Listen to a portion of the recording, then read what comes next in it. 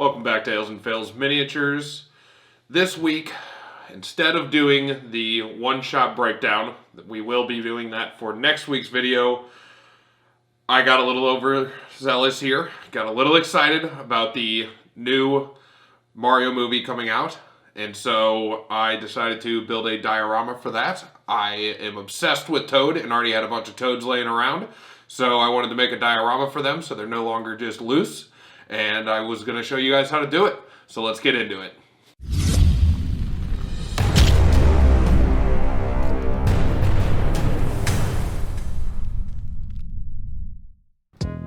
I started this diorama off with a old model car base that I had sitting around, and I taped it off, primered it, and began working on the backdrop size for this, which I used an 1/8" piece of birch plywood and just marked it out to the size that I wanted it before moving on. I will get back to the backdrop, but first I wanted to get a nice base coat of paint down onto the actual base itself, and I did this with just I believe it's an espresso brown and a golden brown, just mixing it together and brushing it out until I liked the way it looked. And there really isn't any right or wrong way to do this. You just start mixing, and once it looks the way you want it to, that's kind of where you stop. This did take quite a few coats to actually cover up the white, but once it was dried, I think it matched pretty well with the way I wanted it to look, which was kind of like the ground in Mario. While I was waiting on that base to dry, I took the background out and primered the front of it white and the back of it black. My next step here was to start working on the path now that the base was dry. I just used some watered down PVA glue and just kind of made a natural looking path across the base. Once I liked the way that looked, I came in with a couple of different mixtures here. This first one is aquarium gravel, sand, and some scenic ground cover from Citadel, and I just kind of put that all over the place, trying to tap the bigger rocks closer to the edge, and I can always go back later on and move them around, get rid of some, but just continued to put down more and more layers until I was happy with the way this looked. And again, same thing as last time, there really is no wrong way to do this. It's just all going to depend on exactly the look that you're going for, and I did go back quite a bit with different ones and smushed them in or brushed some out depending on the way it looked. And you can see here I just use a pencil to start knocking some of those bigger stones off to the edge, and later on I will also just go in and knock some of them off completely before filling in those areas with sand again.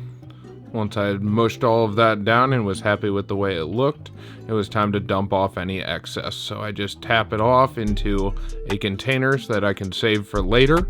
And here you can see me knocking off some of the bigger pieces because I just thought there was a little bit too many of them. And obviously, again, you'll have to go back, fill in those areas where you knock these off with a little bit more sand. Since I was going to be waiting for this path to dry anyways, I thought I might as well move forward with the static grass. Same kind of application here, just some watered down PVA glue, put it in the spots where I wanted the static grass, and then start applying. I start here with some smaller patches of a darker grass, and just do these in a couple of different areas before moving on to a lighter grass, because you really don't want everything to look extremely uniform. Natural grass just has, dark patches and light patches depending on the sun that's hitting it. And I have found that you really don't need a static grass applicator. Obviously, it does come in handy, but I use a couple of different methods. I try to obviously just roll it between my fingers to where it tries to come out as straight as possible. Doesn't always work, but while it's still dry, I use a vacuum to actually suck all of the hairs upward, which helps keep them upright, and I think it works pretty well. Just make sure you don't do what I did, which is end up sucking up the whole diorama and sucking all the grass off in certain areas, so I had to go back and reapply. And now that that's going to take a little bit to dry, I move on to the background. I start by painting the whole background a medium blue just to get myself a nice base, and I spread that out, do a couple of layers to make sure that I get full coverage, and once I get full coverage, then I start to make my gradient.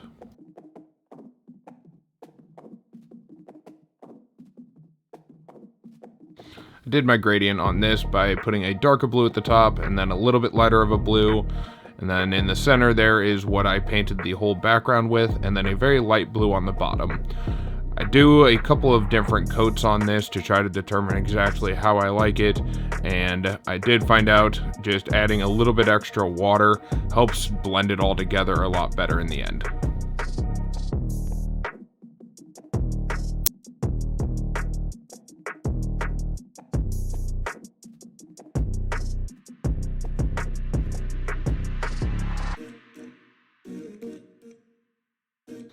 As you can see here, after I did the first coat, I didn't quite like the way it looked, so I did go back and put a whole nother coat on, which is just how you have to approach it sometimes because it's not always going to be the way you want it.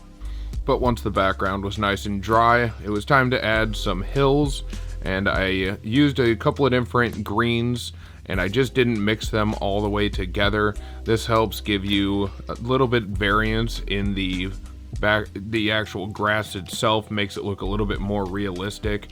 And once I did both hills, I realized that they blended too well together, so the second one I went back and did a little bit darker so that it looked a little bit further away.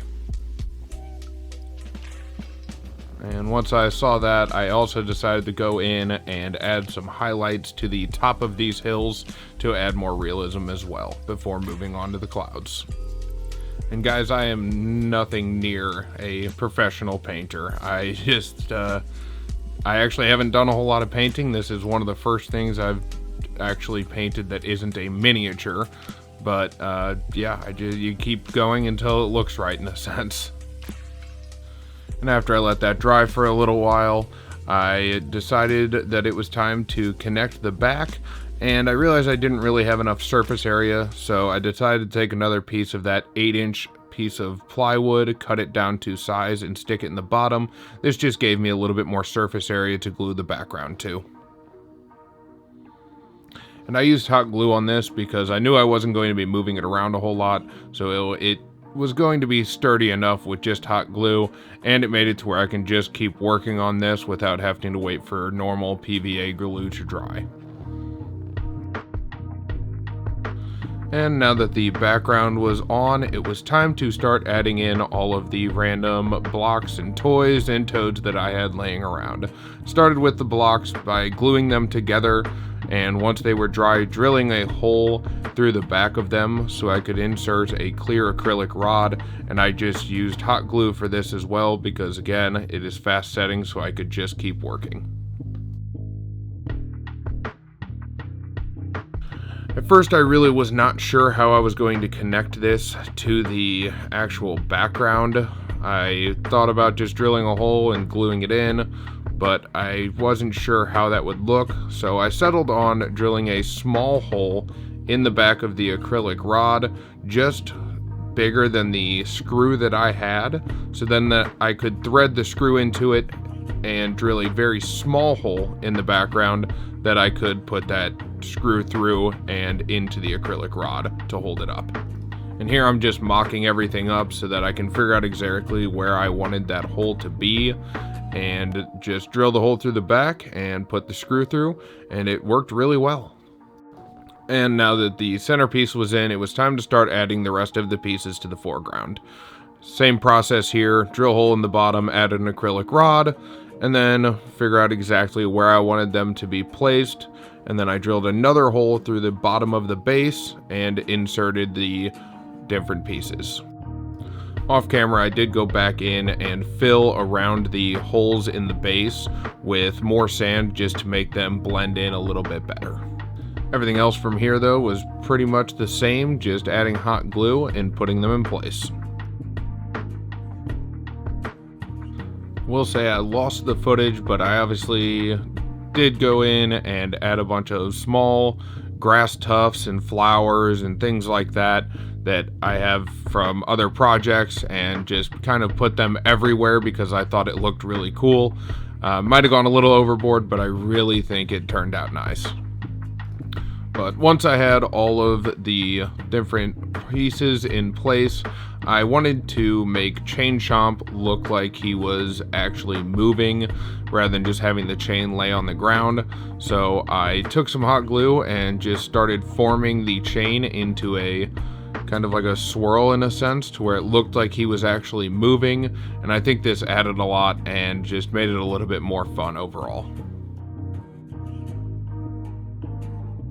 And once I glued him in place, the last couple of things here, I needed to remove the tape along the bottom of the base to show that nice shiny black base again, because it looks really nice.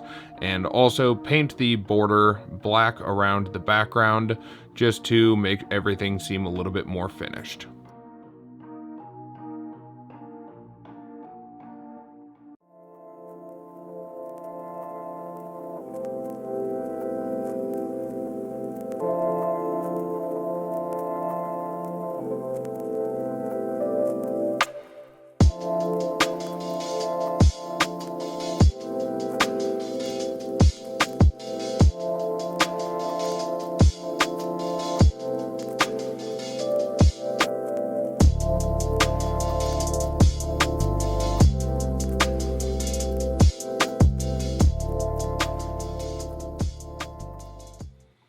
Alright guys, if you have made it this far in the video, please make sure to hit that like and subscribe button.